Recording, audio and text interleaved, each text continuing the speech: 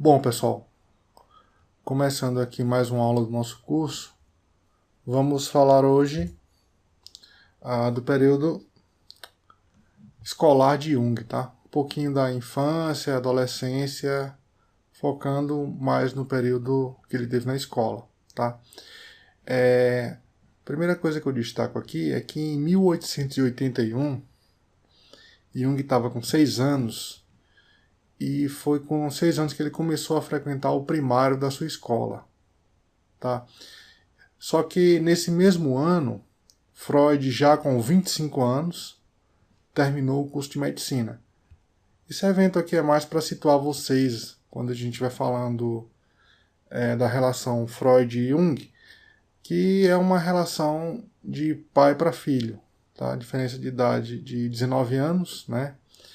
Então, por isso eu decidi falar desse evento aqui. Uma coisa marcante nesse período escolar de Jung, né, também desde a sua infância, que nós já falamos, é a questão da pobreza, né? O pai dele era pastor de uma pequena comunidade lá e a renda era pouca, então Jung sempre vai falar da questão da pobreza, né? Não se vitimizando, mas ele vai relatar fatos, como por exemplo, que ele tinha sapatos velhos, meias furadas, enquanto outras crianças da sua escola tinham uma condição de vida bem melhor, né? Ele até vai relatar um evento de que tem uma criança lá do vizinho que ele vê como extremamente arrogante, né? Mas ele tinha condição melhor do que a dele, ele vai lá e bate na outra criança, né? A mãe da criança vem tomar satisfação lá com a mãe dele acaba repreendendo ele, mas depois vai dizer que ele tinha razão, aquela criança realmente é metida, né? Então ele destaca essa questão da pobreza. Outra coisa também que ele sempre fala é a dificuldade que ele tinha, né, na época escolar com matemática e com desenho. Ele vai dizer que até em idade avançada tinha algumas coisas da matemática que para ele não faziam sentido, né? Por exemplo, A mais B igual a C. Ele diz que jamais uma coisa dessa é possível, já que A é uma coisa, B é outra e C é outra.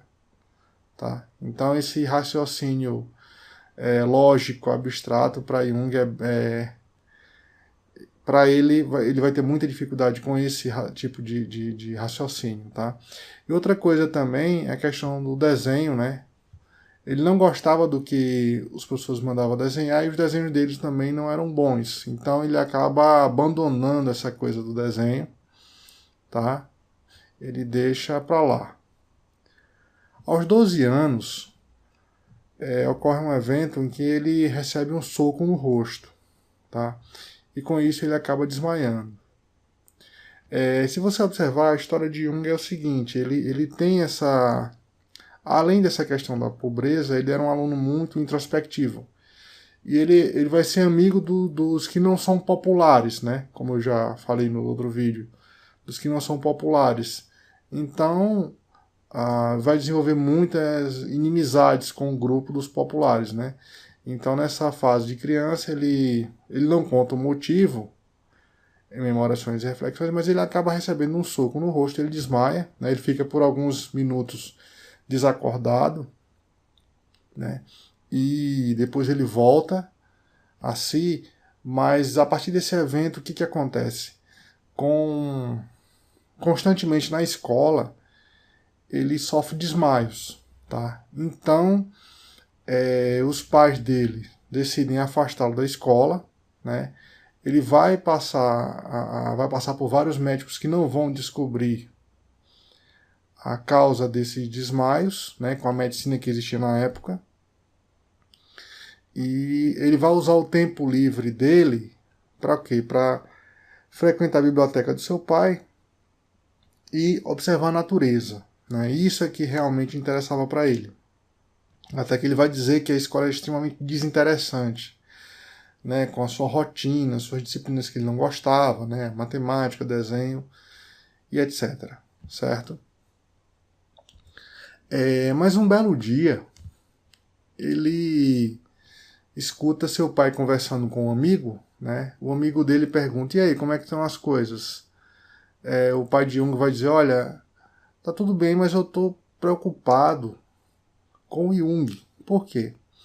Porque ele tem esses desmaios aí, e eu estou preocupado que isso se prolongue para o resto da vida, a nossa condição financeira não é boa, e eu não vou ter como sustentá-lo por mais muito tempo, né? Eu fico imaginando o que vai ser de mim, da gente aqui, sustentando ele até a vida adulta, né? E Jung escuta essa conversa, né? E a partir daí ele diz, olha, eu tenho que escolher uma profissão na vida, eu tenho que ser alguém. Então ele vai até a biblioteca do seu pai, pega um livro e começa a ler com poucos minutos, desmaia, mas depois ele vai voltar do desmaio e lê por mais tempo, desmaia de novo, e esse tempo vai aumentando até que os desmaios cessam, né? Para os desmaios e ele consegue estudar sem desmaiar mais. Então, depois disso aí, ele vai desenvolver uma rotina de 3 horas de estudo diárias. Tá? Seria o seguinte, ele acordava de madrugada, estudava por 3 horas e depois é que ele ia para a escola. Isso todos os dias. Tá? E um outro evento, né, nessas 3 horas de estudo diárias, vale destacar o seguinte, é que ele vai estudar não as matérias que são vistas na escola, mas ele vai frequentar a biblioteca do pai dele. Então, ele vai ler filosofia, livros de religião, né, todos os livros que estão lá na biblioteca do pai dele. Então, desde cedo ele vai ter um nível de leitura maior do que uma criança da sua idade, certo? Um outro episódio que acontece com Jung é a questão de uma redação que o professor pediu para fazerem, né? Ele não diz o tema, né, lá em Memórias, Sonhos e Reflexões, mas ele fala das notas. O professor vai dizendo as notas de todos os alunos, né? E não vai dizer, não diz a de Jung. E Jung fica pensativo, diz, olha, eu acho que eu não escrevi tão ruim assim. Eu acho que eu não tirei 0. Não é possível que eu tenha tirado 0. Só que o professor vai e fala, e a nota de Jung é a maior, né? Seria um 10. Mas o professor vai desconfiar disso. Vai questionar Jung lá na frente dos seus colegas. Olha, não tem como você ter escrito essa redação. Então, Jung, de onde você copiou? Jung vai dizer, olha, eu não copiei, eu fiz. Então vai ficar aquela questão de Jung contra o professor, né? Uma consequência disso vai ser que os alunos, os seus colegas vão ver ele com desconfiança, como se fosse um trapaceiro, tá? Como se ele tivesse copiado a redação de algum outro lugar. E isso vai desenvolver nele ainda mais, reforçar essa questão de solidão, né? Dele de ser incompreendido, tá? Essa é a questão da redação. Uma outra questão interessante aqui é uma visão que ele teve com 12 anos, tá? Essa visão, ele até vai dizer que ele não se permitiu inicialmente ter essa visão, porque ele achava uma heresia, né? Mas chega um determinado dia que ele diz, não, eu vou ter essa visão, que seria no caminho da escola, entre a escola e a igreja, a escola e a casa dele, aliás, aí ele passa pela igreja da cidade dele, a catedral, né? Aqui está uma foto de uma catedral, não era essa catedral, mas aqui é uma foto de uma igreja, uma catedral na Suíça. Tá? Então ele tem uma visão de que Deus solta um excremento em cima da igreja e destrói a igreja, ou seja, um cocô, certo? E vem dos céus e destrói a catedral da cidade. Ele até vai dizer que enquanto tem essa visão, para ele foi extremamente libertadora, certo? Por quê? Vamos continuar aqui. Isso tem a ver com a visão da igreja e da religiosidade por Jung, tá? Para ele, quando ele vai lá e faz a cerimônia do crisma, ele vai perceber que para as pessoas é como se fosse uma coisa morta, sem vida, né? As pessoas fazem uma coisa por fazer, fazem a cerimônia por fazer e não prestam atenção nos símbolos, no ritual, então faz uma coisa manual, né? Ele percebeu que não tinha envolvimento ali, né? Era uma coisa de fazer por fazer. Então, com isso, ele vai deixar de frequentar a igreja, né? Ele toma essa decisão de olha, não tem como eu fazer uma coisa só por fazer, sem ter envolvimento, né? Então, ele vai deixar de frequentar a igreja, certo?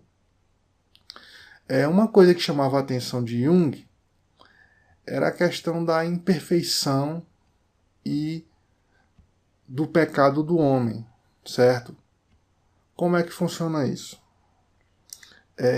Para Jung, ele tinha as leituras dele, então ele leu a Bíblia, então ele percebe o seguinte, que a questão não é que o homem pecou, o homem aqui está com H maiúsculo, diz respeito a toda a humanidade, tá?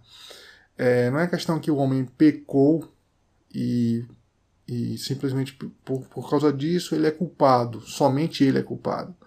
Na visão de Jung, peraí, Deus é onisciente, então ele sabe todas as coisas. Se ele sabe todas as coisas, no momento em que ele pega o paraíso e coloca lá Adão e Eva e o diabo na forma de serpente, fatalmente o homem vai pecar, já que o homem, Adão e Eva eram inocentes e tinha uma pessoa, um indivíduo lá que era o diabo e sabia. Então, Deus, já que ele sabia disso, ele não era totalmente inocente nessa história do homem, né? Eu costumo pensar da forma o seguinte, claro, você não vai fazer isso, mas se acontece de um bebê estar no berço e tem lá um escorpião ou uma cobra peçonhenta, né? Uma cobra venenosa, vai ser questão de tempo até o bebê vir a ser picado e falecer, tá? Então, se uma pessoa que faz isso, ela tem ciência do que pode acontecer, né? Da criança vir a morrer. Então, não é culpa da criança. Então, seria basicamente isso. Não era culpa do homem somente, né?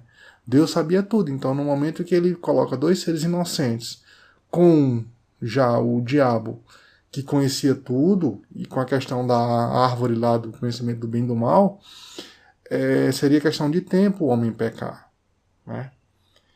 E ele vai na biblioteca do pai dele, pesquisa, lê vários livros, mas não encontra nenhum autor, nenhum texto que trate exatamente desse ponto, né? E ele fica muito angustiado, tá? Então, pessoal, na próxima aula nós continuamos.